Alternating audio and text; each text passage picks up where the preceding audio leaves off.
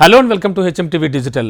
అంతరిక్ష ప్రయోగాలు చేసే సామర్థ్యం లేనటువంటి దేశాలకు చెందిన పౌరులందరినీ కూడా రోదసీలోకి పంపడానికి అమెరికాకు చెందిన space exploration and research agency SERA ఒక కొత్త ప్రాజెక్ట్ చేపట్టింది. ఇందుకోసం బ్లూ ఆరిజిన్ సంస్థతో చేతులు కలిపింది. అంతరిక్ష పర్యాటకం కోసం బ్లూ ఆరిజిన్ రూపొందించిన న్యూ షెపర్డ్ వ్యోమ నౌకలో ఈ యాత్ర జరుగుతుంది. అయితే భవిష్యత్తులో చేపట్టబోయేటువంటి మొదటి ప్రయాణం కోసం వ్యోమ నౌకలోని మొత్తం 6 సీట్లను సెరా కోసం రిజర్వ్ చేసి ఉంచారు. ఇక వరల్డ్ వైడ్గా సాధారణ పౌరులకు కూడా వ్యోమగాములుగా ఎదిగే అవకాశాన్ని కల్పించడానికి ఈ ప్రాజెక్టును సెరా చేపట్టిందని చెప్తున్నారు. దాదాపుగా 150 దేశాలకు చెందిన వ్యోమగాములు లేరు.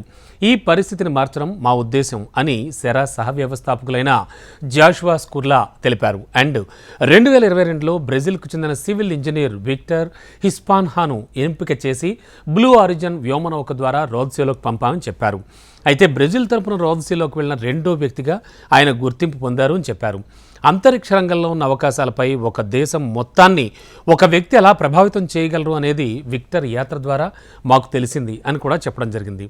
మరి భవిష్యత్తులో అంతరిక్షంలో మానవ జీవనం పుడమిపై ఉన్నటువంటి వైవిధ్యాన్ని ప్రతిబింబించాలని New Shepard business vice president Phil Joyce తెలిపారు. వ్యోమనౌకలో రిజర్వ్ చేసిన 6 సీట్లలో 5 ఒక్క వ్యోమగామి కూడా లేని లేదా అతి కొద్ది మంది మాత్రమే కలిగిన దేశాలకు కేటాయిస్తూ ఉంటారు. 6వ సీట్ను ఏ దేశానికి చెందిన వ్యక్తి అయినా ఆశించవచ్చు.